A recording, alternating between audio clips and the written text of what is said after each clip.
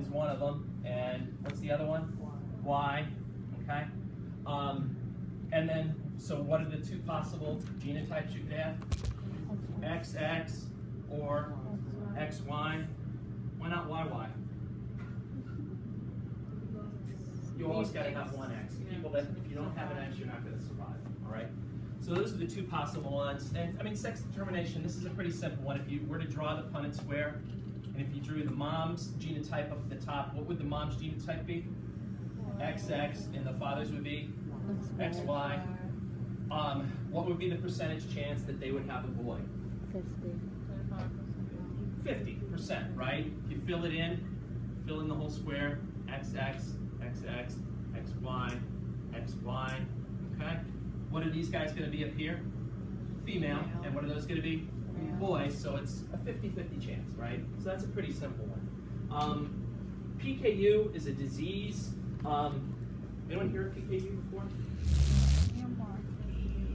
Yeah, they test babies for PKU. PKU is a genetic disease where you cannot metabolize this amino acid called phenylalanine.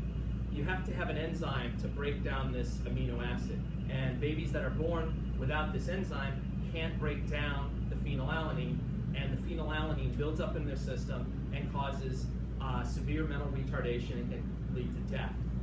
The good news is, the reason why you screen for it in babies is if you detect the problem as soon as they're born, it's totally treatable, if you will. You just make sure they have a diet that doesn't include this phenylalanine, and they'll do fine. Okay? Next time you have like a diet drink that's sweetened with aspartame, they'll say, if you've ever noticed, they'll say, attention, fetal ketonurics, this product contains phenylalanine. Okay? That's for those people to know. But anyway, PKU then, it happens to be a recessive disease. What do I mean by recessive disease? What do you have to get it? You got to have two recessive genes to get it. So let me walk you through it. Big P would be the normal gene. Little p would be the abnormal. Okay? So there's three possible genotypes, right? What would they be? Yeah, so homozygous dominant, homozygous recessive, and heterozygous, right? What's the phenotype? Do they have PKU? No. Do they have PKU? No, they have. Oh, that's the one. Yeah, that's a big P, little p. Normal is dominant, so they don't have PKU. These guys, little p, yeah, they have it. So, so I could ask you a question, and now see, I could get tricky. I mean, I could tell you the genotypes. If I tell you the genotypes of the parents, it's going to be pretty easy. But I could tell you the phenotypes, and then it could be a little bit trickier. Okay, so for example, I tell you that you have two parents. Oh, you also have two parents. You've got a mom who does not have PKU. You know what, let me start simpler. Let's say you've got a mom who is homozygous dominant and a dad who is homozygous dominant. What's the percentage chance that they have a child with PKU? 0, right? You can't get the little p in there if both of them are homozygous dominant, right?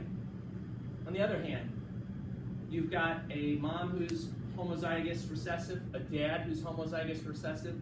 What's the percentage chance that they have a child with PKU? 100%, right?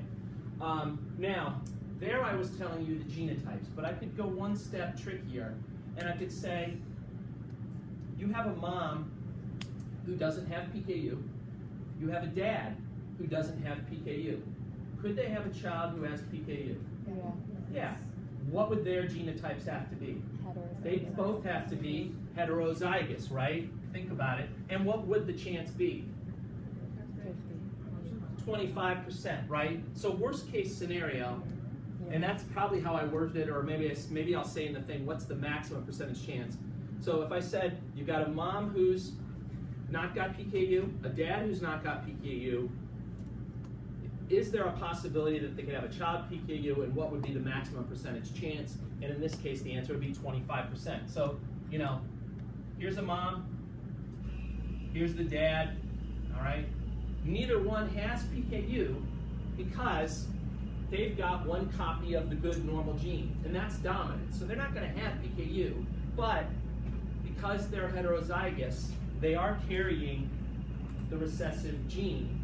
And so if you do the Punnett square, big P, big P, big P, little p, big P, little p, and then little p, right? Does this guy have PKU? No. Does this guy? No. Does this guy? Does this guy? Yes. It's a 25% chance. All right, moving right along here. Color blindness. This is probably, actually, let me jump to PTC really quick. PTC, inheritance, it's a recessive trait as well. So the inheritance of PTC, honestly, is just like the inheritance of PKU, all right? Except let me change it around. Let's say that the big P stands for a person that can taste it, and the little p stands for a person that's a non-taster, okay? So the inheritance of PTC, it's the ability to taste PTC is a dominant gene. The not tasting it is a recessive gene. And so let me ask you then, can this person taste PTC? Yep. Can this person taste PTC? Yep. Can that person? No. All right. So, you know, it's the inheritance, because it's a because of how it works out. Basically, the inheritance works the same way as PKU. Color blindness, it's kind of tricky. Color blindness looks like this. There's 5 possibilities because color blindness is a sex-linked disease. Color blindness is carried like this. X with a big C means the person has normal vision. X with a little c means they have color blindness. This is obviously, so that means good vision, and that equals color blindness. Okay. So color blindness is carried on the X chromosome, all right? This gives you 5 possibilities, okay? X and X, X and X. Let's see here. X, X, Y, and X, and Y. All right. Who's more likely to get color blindness, men or women? Men. The reason for that is because men only have one X chromosome, and they only get one chance to get the good vision gene, right? So notice there's 2 possibilities for men, either this one or that one. So you know, there's a greater likelihood. Whereas in women, because they have 2 X chromosomes, even if they got the bad gene on one of the X chromosomes, because it's a recessive disease, if they get the good gene on the other X chromosome, they're protected and they won't be colorblind. Okay? So it's another example of a recessive disease. All right, let me show you one last thing quickly. Oh, you know what? I shut this off.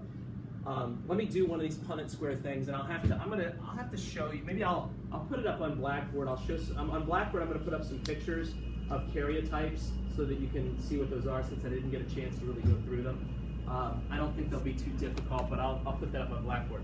So let's say you have a man who's colorblind and a woman who's not colorblind. Could they have a child that's colorblind?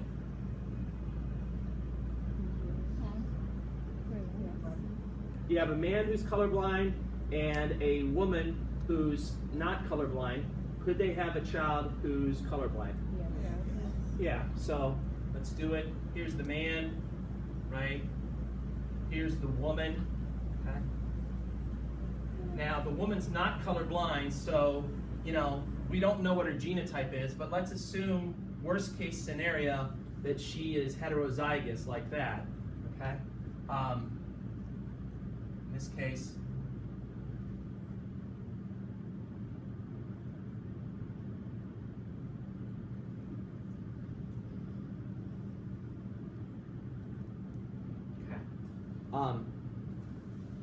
What's the percentage chance that they have male? Just a male in general. 50, and the chance that they have female is also 50, right? This is a female. Does this colorblind or not? No. Female, colorblind or not? Yeah, actually is colorblind. This one, it's a male who's not colorblind, and that is a male who is colorblind, okay? So it can get kind of tricky with this one. Make sure you spend some time looking at it. I mean, I could tell you what the genotype is, or I could tell you what the phenotype is. If I tell you the genotype, it's going to be pretty easy. If I tell you the phenotype, you're probably going to have to think like worst case scenario. You're going to have to assume that the person is, you know, at least heterozygous to try to figure it out. Okay? If I told you, like in this example, I say, all right, let's suppose the couple has a daughter. Okay? What's the percentage chance that that daughter is colorblind? 25%. What is it? I'm already telling you that they had a daughter. What's the percentage chance that the daughter is colorblind? 50%. It can get tricky, right? I'm already putting you up in this square, right? So they had a daughter. Of the daughter, what's the odds among daughters? It's 50. Does everyone see that? If my question were, they have a kid, period, what's the chance that that kid is colorblind? What would you say? It's 50, right? That person has it, okay? But make sure you listen to the question, because I'll tell you it can get a little tricky. If I already tell you that they have a boy or a girl, you're going to have to just focus on the boy or the girl part. All right? Anyway, that's it. I will put up some things about the karyotype. Have a good weekend.